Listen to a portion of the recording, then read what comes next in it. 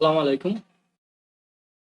একটি আয়তাকার মাঠের পরিমাপ 25 মিটার বাই 15 মিটার এবং মাঠের মাঝ বরাবর লম্বভাবে দুটি রাস্তা তৈরি করা হয়েছে। তাদের প্রতিটি 2 মিটার প্রশস্ত। বাকি জমিতে ঘাস লাগানো হয়েছে। ঘাসযুক্ত জমির ক্ষেত্রফল কত তা বের করতে হবে। অর্থাৎ এটা একটা আয়তাকার মাঠ, যার দৈর্ঘ্য হচ্ছে 25 মিটার এবং প্রস্থ হচ্ছে 15 মিটার এবং এর মাঝ বরাবর দুইটা রাস্তা তৈরি করা হয়েছে। এই একটা রাস্তা এবং এই একটা রাস্তা, যেটা 2 মিটার প্রশস্ত।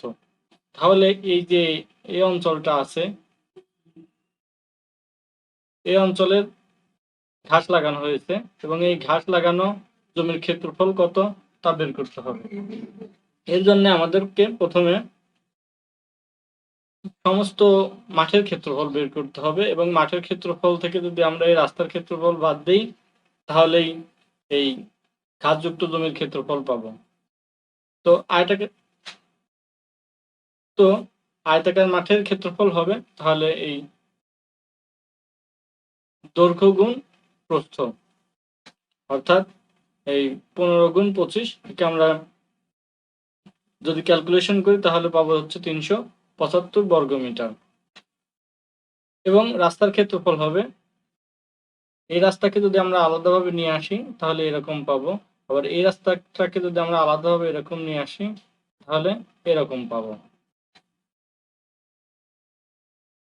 তাহলে এই রাস্তার যে দৈর্ঘ্য সেটা হবে 25 মিটার এবং প্রস্থ হবে 2 মিটার এবং এই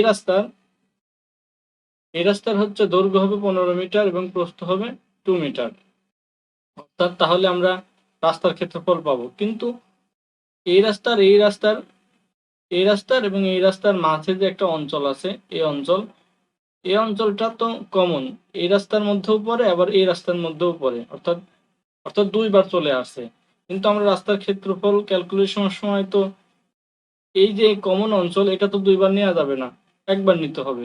এই জন্য আমরা এই সমস্ত এই রাস্তার ক্ষেত্রফল আর এই রাস্তার ক্ষেত্রফল দুইটার যোগফল থেকে এই অঞ্চলটুকু বাদ দিব। এই অঞ্চলটা হচ্ছে একটা ছোট্ট বর্গক্ষেত্র, অর্থাৎ এই 2 মিটার বাই 2 মিটার। অর্থাৎ রাস্তার ক্ষেত্রফল হবে এই এইটার এইটার ক্ষেত্রফল, অর্থাৎ 25x2 যোগ এটার ক্ষেত্রফল, অর্থাৎ 15x2, আর এই যে মাঝখানের যে অঞ্চল সেটা আমরা বাদ দিব 2x2। তাহলে আমরা রাস্তার ক্ষেত্রফল পাবো হচ্ছে 76 বর্গ মিটার। এখন আমরা ঘাসযুক্ত জমির ক্ষেত্রফল বের করার জন্য টোটাল যে মাঠের ক্ষেত্রফল আছে এই ক্ষেত্রফল থেকে রাস্তার ক্ষেত্রফলটুকু বাদ দিলেই পেয়ে যাব।